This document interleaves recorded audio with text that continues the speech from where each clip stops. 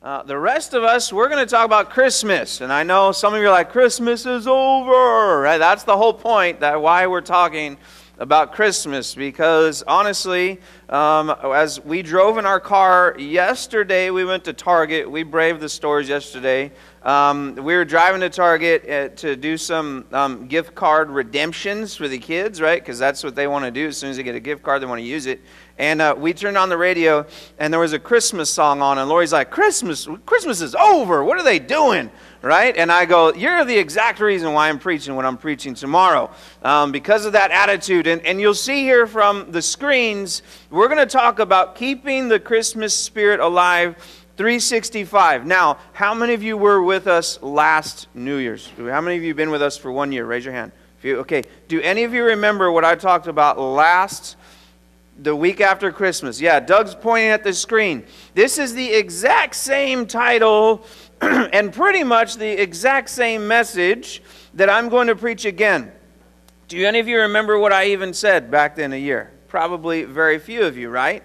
And this is a message that I feel like every New Year's, every Christmas season, we need to be reminded about this, okay? And so probably next year, I'm going to preach the same thing from a little bit of a different perspective, but we're going to talk about the same thing, about keeping the Christmas spirit alive 365 days a year, all the time, not just during Christmas, but the whole year round. And this whole thing started from a text that Kaylin sent to the leadership group last year. And she sent it before Christmas. And here's what this is the beginning part of it. You see up there, it says, "My Christmas wish to you. If I could wish a wish for you, it would be for peace, faith, and happiness, not only at Christmas," and then this was the part that got me as I sat in my office last year, "but for the whole year through." And that statement, and it went on, and you can see some of the rest. It went on, and it talked about like this idea that these thoughts and these attitudes and these things that we do at Christmas, and the just general like spirit of Christmas, that man, wouldn't it be awesome if that were our spirit and those were the things we did and those were the things we practiced all year round? And I wonder what the world would be like if we truly treated everyone like we do at Christmas, very generously, right? We're loving to them, we're more forgiving, and all those things. And so this is what sparked this a year ago, and I feel like we need a yearly reminder about this, because many of you probably are like me. 20 minutes after the gifts are opened, it's like, right? Like there's this, I don't know, like a letdown, like I don't know. I really don't know how to describe it other than like, you've been building, like we've been building for a month, you know what I mean? Like a month or two. Some of you have been building up to this point, and the kids are so excited the night before, and they're, hey, so giddy and happy, and it's crazy. And then you open up the gifts, and some of you do those on Christmas Eve night and some in the morning, and then 20 minutes after, and the aftermath. I think I have a picture of some of the aftermath.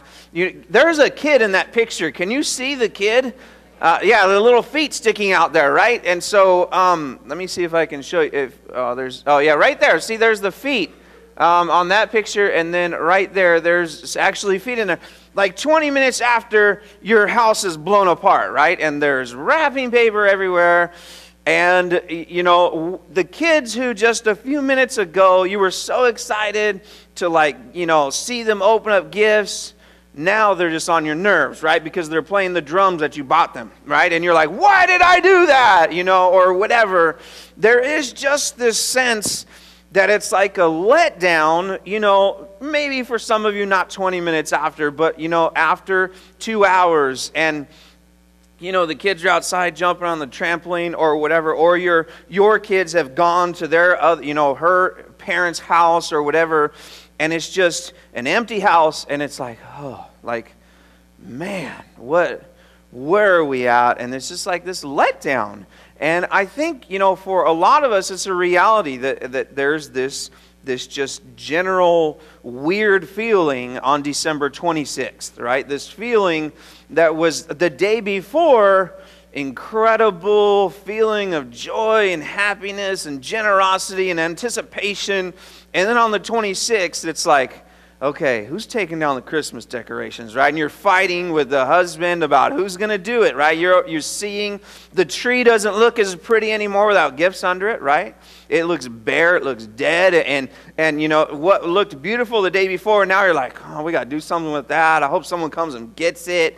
There's just this general change in our attitude even a few hours after you open up gifts, and that's partially our fault, and it's partially, just think about it. I mean, you know, there are lots of competition for our attention during Christmas time. And it's just, you know, it's over after just a few minutes. And there's this like letdown. And what do we do? What do we do with those feelings? Can any of you relate to me? I see some of you smiling. Some of you are like, I don't even know what you're talking about. I'm still in the Christmas spirit. I love Christmas. You know, and like Lori, like the whole thing, Lori's like, it's no longer Christmas. Turn those carols off. They don't need to be on the radio. That's what she was saying, basically. And she's not here to defend herself. So I can say that about her. But there's just this sense that it's over. And so what I'd like to do this morning and what we did last year is talk about how we can keep the Christmas spirit alive 365, okay? But before we do that, we need to answer a question, and we need to answer this question. Here's what I want you to do. In your bulletin, there should be a blank piece of paper, okay? There should be a paper with the word Ekklesia on the top. Grab a pen, and I want you to work with maybe a couple people around you or by yourself. I'm going to give you 2 minutes. And I want you to write, if you had to answer this essay question, what is Christmas spirit? Because we need to define it first before we can talk about it. So take 2 minutes right now. Tell me what you would define Christmas spirit as. Okay? Just take 2 minutes and do that. All right. Let's hear what you got.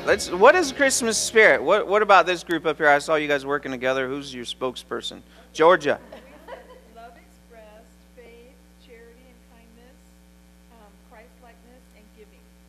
Perfect. Did you guys all hear that? Could you hear that over there? Yeah? Most of you? Some of you? No? Okay. Yeah. Okay. Who else? Let's see. Sally, what do you got? Well, all the things that I wrote down, I thought, all those things are just all because of Jesus. Okay. The love, peace, joy, the thankful spirit, the giving, the caring, all of the kindness. Okay. Perfect. Yeah. Good. Do you guys have anything back here? Yeah. What do you got, Gina?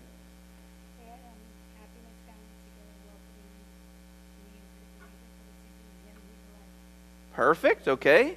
They added music there. Music is good, right? Family, you guys got anything? Well, we just kind of said it's a time where you give instead of receive. Okay, and yeah. I was kind of thinking it's a time where everybody comes together. It's not just a time where Christians come together. It's a time where you see people everywhere that don't normally come together. They come together that are joyful and give when they don't normally give any other time of the year. They come together and they're joyful and happy. Cool.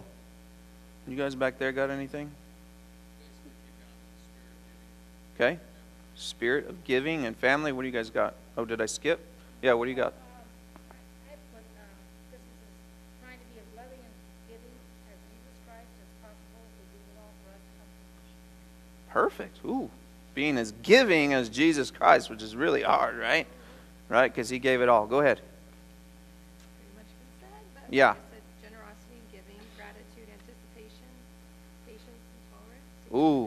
family and other focus. Patience and tolerance, right? Oh, yeah, right. How many of you had family at the house? You're like, oh, right? They only come once a year and you're glad, right? There's some of you, right? What about this side over here? What do you guys got? Anyone?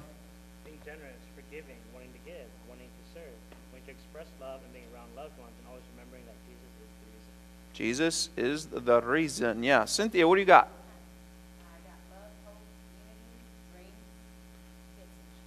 Love, hope, and unity. Cool. Kids. And Cherry, what about the back section back here?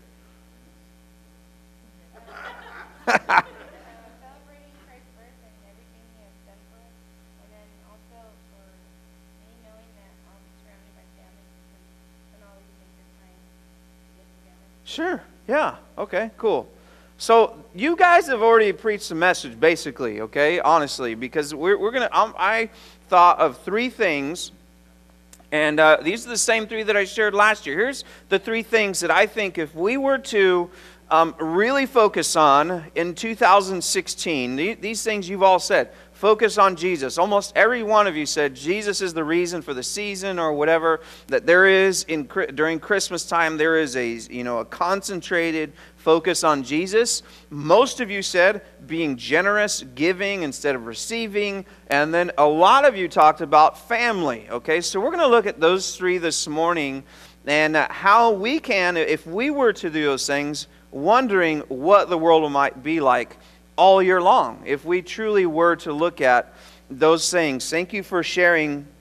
We're going to look at focus on Jesus, the first one, and I wonder what would happen for us as believers in Jesus if we focused on Jesus all year long like we do during Christmas. Because if you think about it, there is a very concentrated focus on Jesus during Christmas time. I mean, we've got a little Jesus statue in our yard right now, a little nativity scene, right? I mean, I don't do that all year long, right? And I don't send, there's cards. Think about all the cards you've gotten, you've received with little baby Jesus on them, and there are songs on the radio, even non-Christian secular radio, playing songs that talk about Jesus. That normally doesn't happen during the year. There is definitely a concentrated focus on Jesus during Christmas, and it's obvious. It's because we're celebrating His birth. Now, I wonder what that would look like if we were to actually do that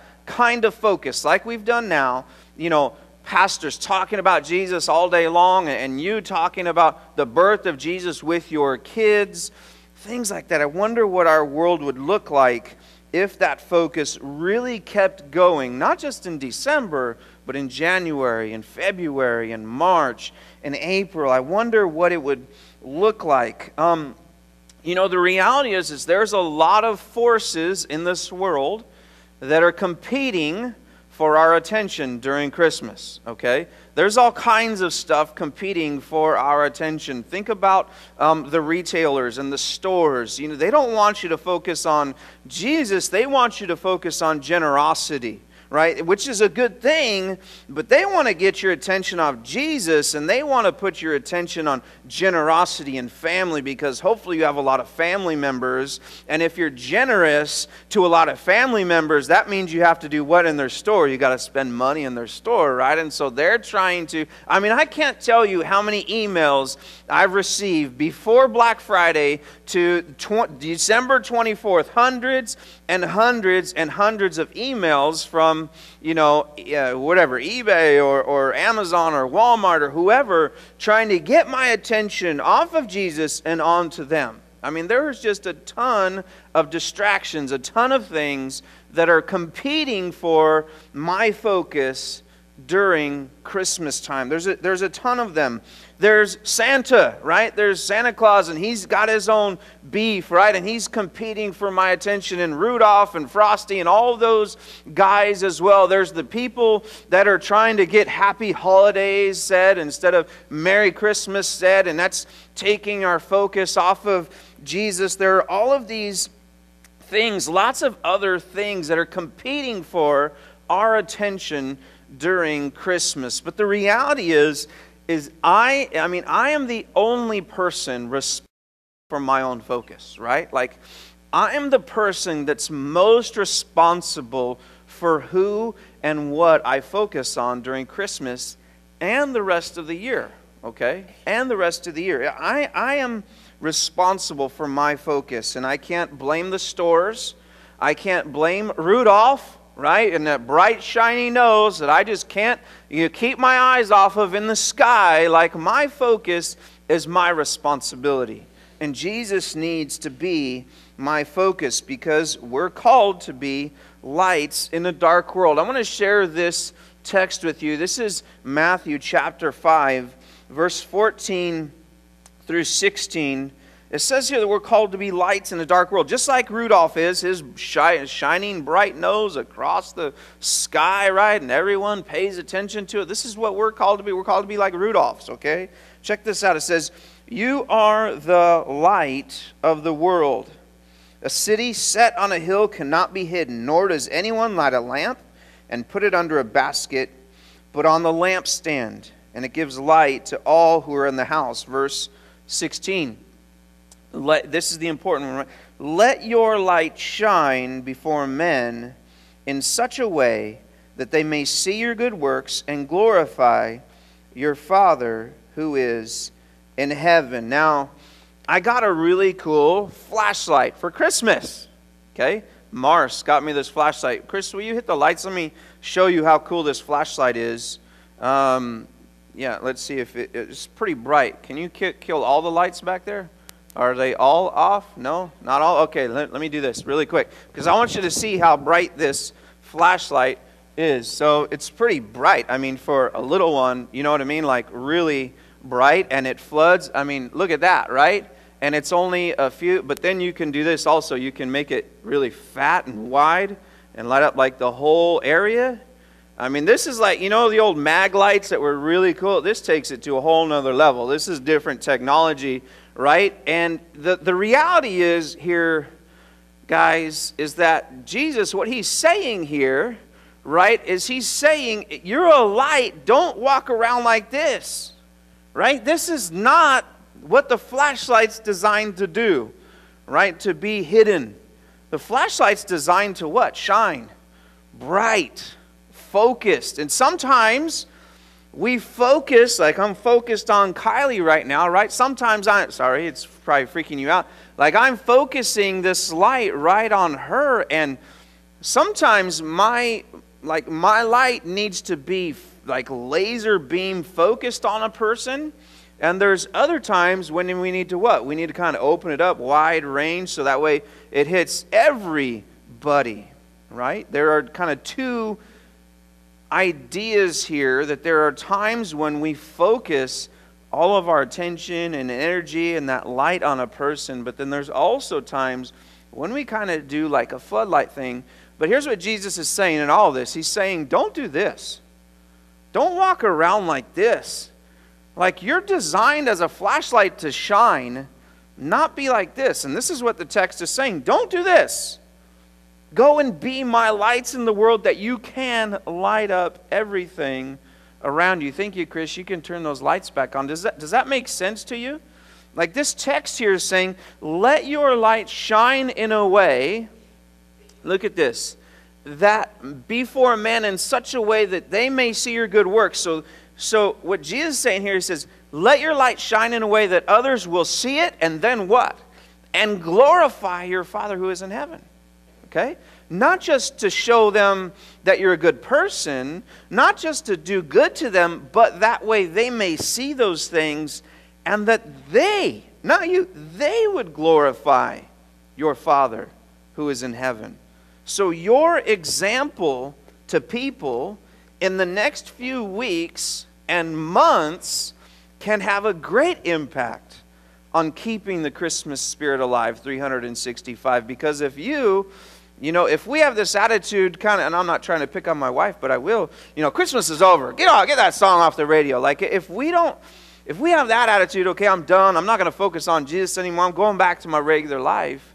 Well, then the other people around us probably will do the same. But I wonder what it would look like if we, as believers, spend as much time focusing on Jesus as we have during December, doing that same type of concentrated, focused effort on Jesus in January and February and March. And I'm not saying sending people Christmas cards every week or anything like that, but when you focus on Jesus, others around you will see that and they'll respond to that focus. That's what Jesus is saying here. So for me, the best way to bring the focus of Christmas back to Jesus, okay, is not to go around and go door to door and sign this petition. Let's get rid of happy holidays and let's start saying Merry Christmas again. That's not the best way. It's not the best way to go picket a store that no longer sells Christmas cards or anything like that. Listen, Jesus is saying the best way to get people to focus on me is for you to focus on me. You focus on me and they're going to see that and they're going to want that. Okay? So better than going door to door and picketing and trying to do the rants on Facebook about how nobody says Merry Christmas anymore or anything like that. Listen, Jesus is saying here, you focus on me, you be a light in the world, and see what that light does to the other people around you. Okay? Verse 16 right there says, let your light shine before men in such a way that they may see your good works and glorify your Father who is in heaven. I wonder what would happen if we really and truthfully focused on Jesus more than just Christmas time. In January, in March. And sure, we pick it back up in April or whenever Easter is, and we kind of forget about it again. I wonder what our community, what our neighborhood would look like if we truly had this type of focus all year long. So one of the ways that we can keep the Christmas spirit alive 365 is by focusing on Jesus. Another one that you guys mentioned was generosity. We need to always be generous. It seems like what Lori Cook back here was saying is that there seems to be this weird thing that pretty much everyone, at least here in the U.S., or at least maybe here in Yuma, will say, that pretty much everyone is generous. And in fact, even this past week, I went to lunch with Jason at Wendy's the other day, and there was this guy outside, and almost every person that was leaving was giving him something. Now, I've been at Wendy's before and seen the exact same guy, and not everyone gave him anything. Maybe one person did, but we were there the day before Christmas Eve.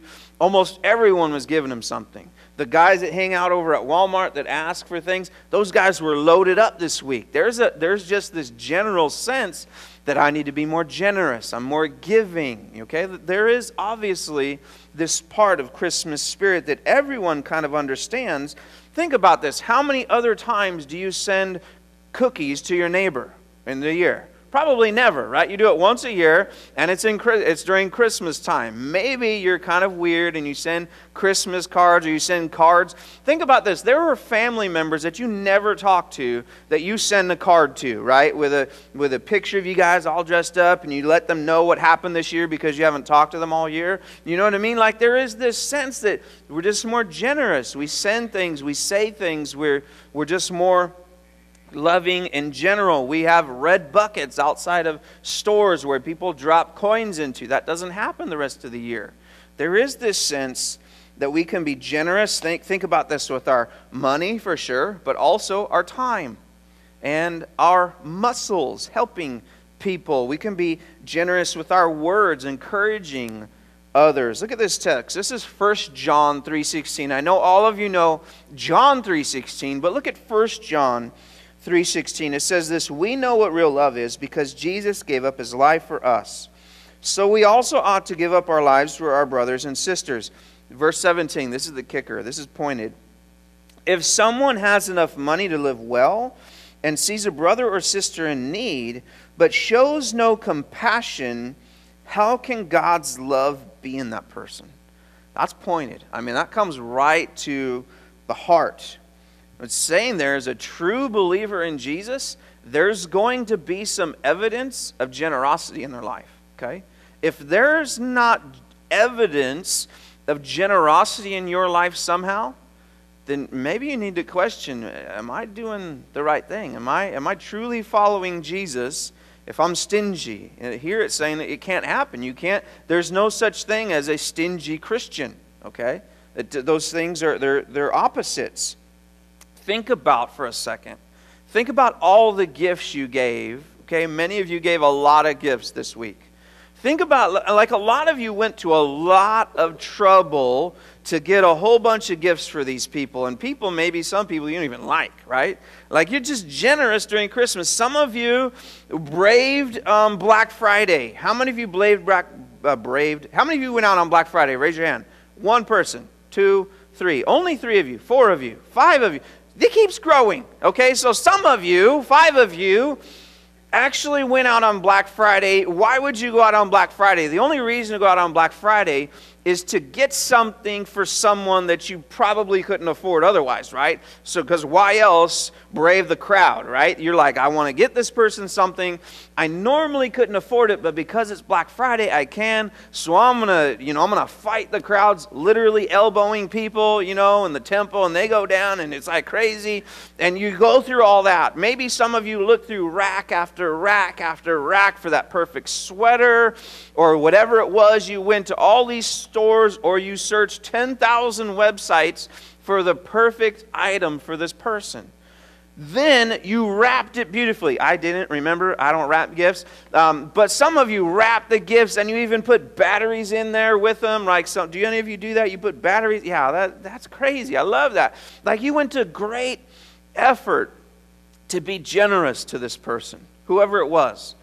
Okay? You went to great effort. I wonder, I dream about what our life would look like if we were to have that type of generosity and that type of effort being generous throughout the rest of the year. Wouldn't it be crazy if we were as generous in January and February and March as we are in December? Man, what would our world look like?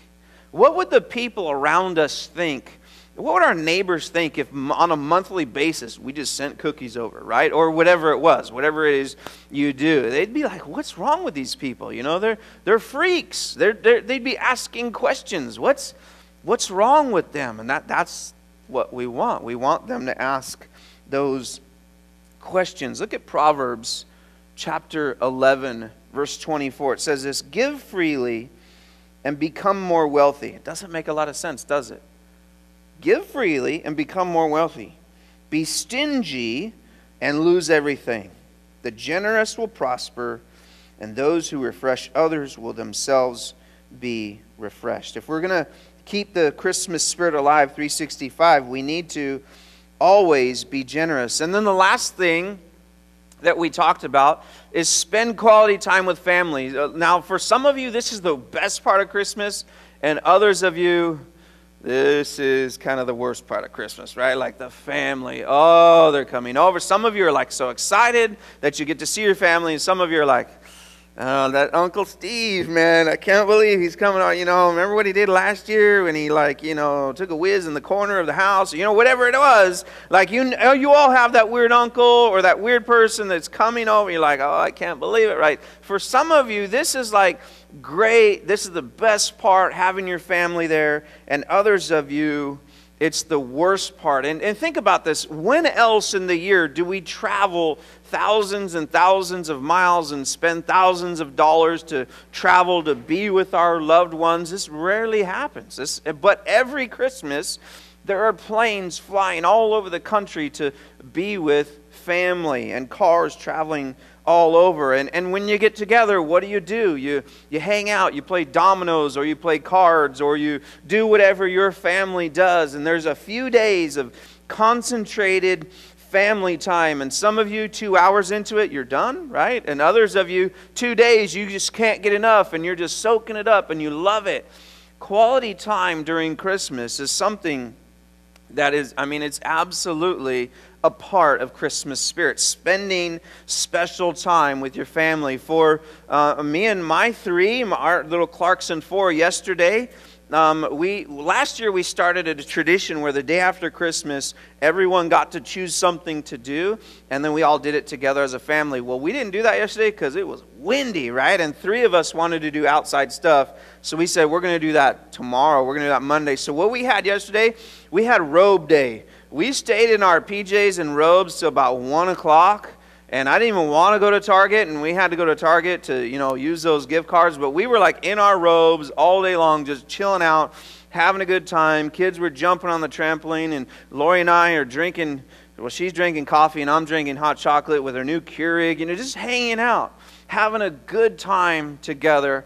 Didn't have to work. Didn't have any responsibility, just being able to chill out together. This is what many of you cherish during Christmas time, is this quality time with your family. Now, God gave us some commandments and some instructions on how to deal with our family. And we're going to look at that in Deuteronomy. Let me show you this text here. A lot of you will know this. At this point in the text, God had already given the 10 Commandments, okay?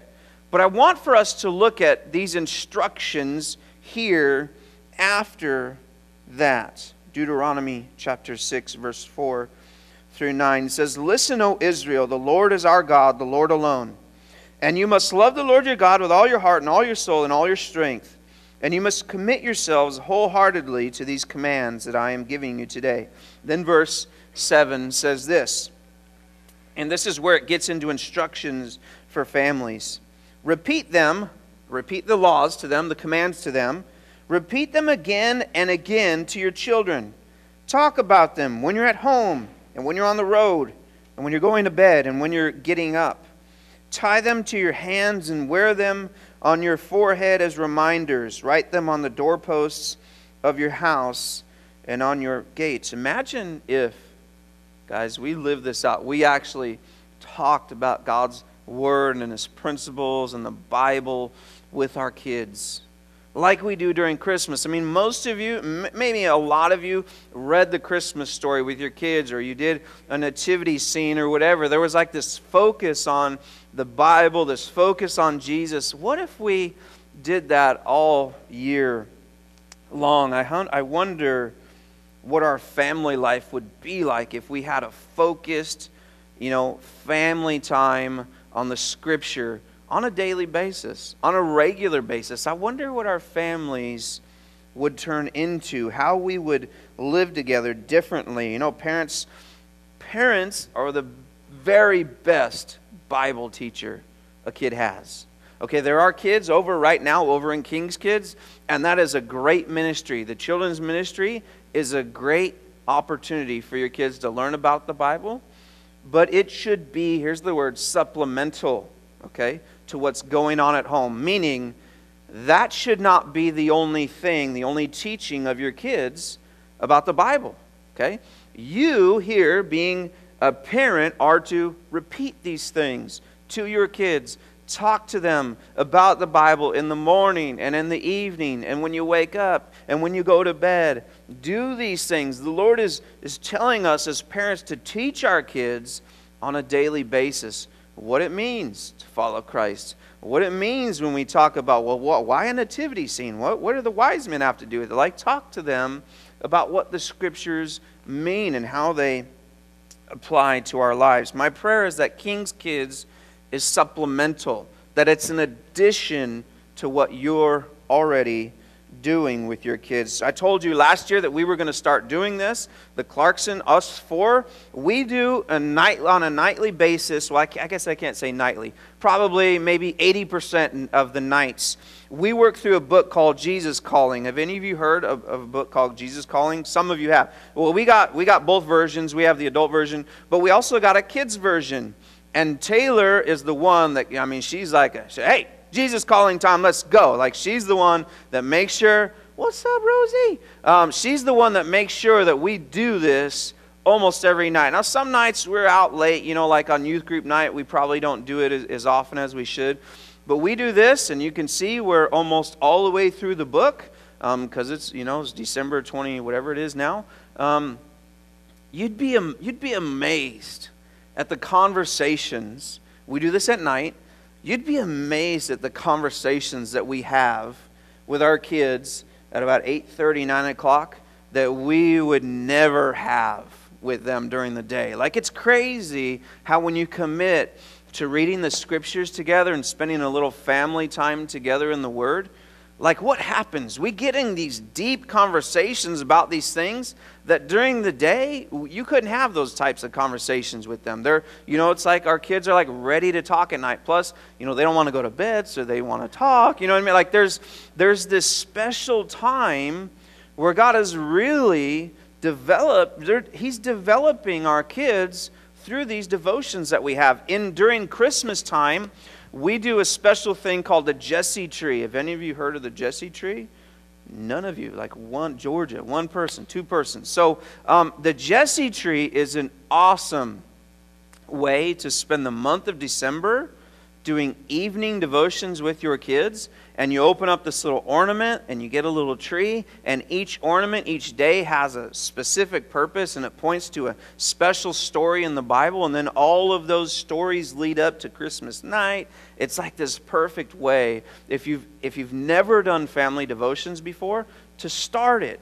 Just Google Jesse tree and you can get something. It's awesome. It's an awesome way during the Christmas season to get your family to do something on a nightly basis, 10 minutes a night.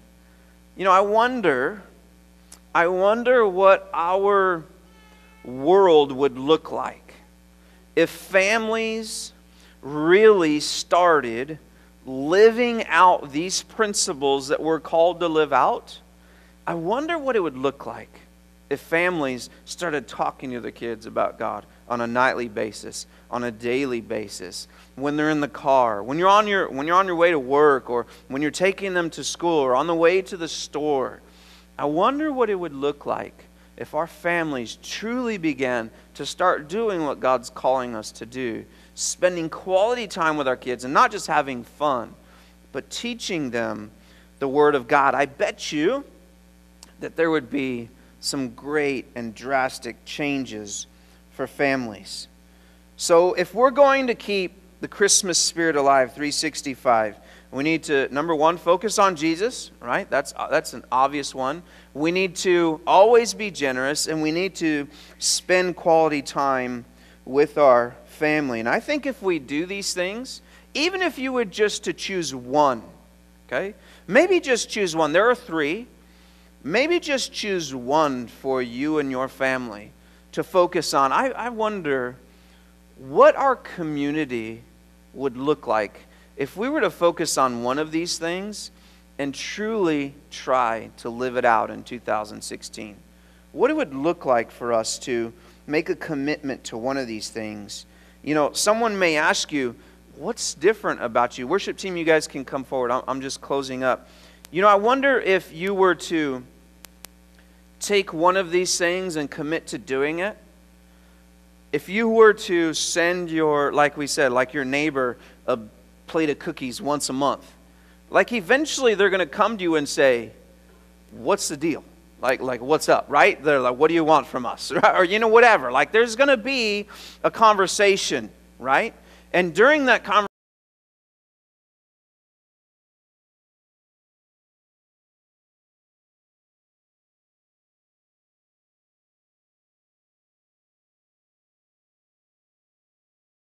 the other people at your work or in your neighborhood, they might come up to you and say, what's different about you? In fact, I had this conversation with one of my friends last week. He's not a believer yet. He's so close to crossing this threshold. He said, you know, I'm attracted to people of faith. And he said, there's just something about you guys that's like different, and I want what you have. What is it that you have? And I got to talk to him for an hour on the beach in San Diego, like the best, you know, it's like so awesome to be able to talk to this guy about what it means to be a person of faith. And it's not because of anything that I've done. I'm simply a cog in the wheel of his journey of faith. But I wonder, guys, if we were to live out these principles, these Christmas spirit principles, if we were to live them out in a real way, in January, in February, in March, and at least committing to one of these things, what our community would be like, what our family would be like. I bet you we'd be different, and people would notice it. It would give you opportunities to share those things. So that's my challenge to you, is take one of those things and live, like the text says, like a light in a dark world, right? Let's not do this. Let's not do this. In December, we're like this. We're shining all over the place. Jesus, Jesus, Jesus, right? And then come January, we're like this. All right, I'm back to here. Let's not do that. Let's shine. Let's shine like we're called to shine. Ushers, if you'll come forward for the offering, I'm going to pray.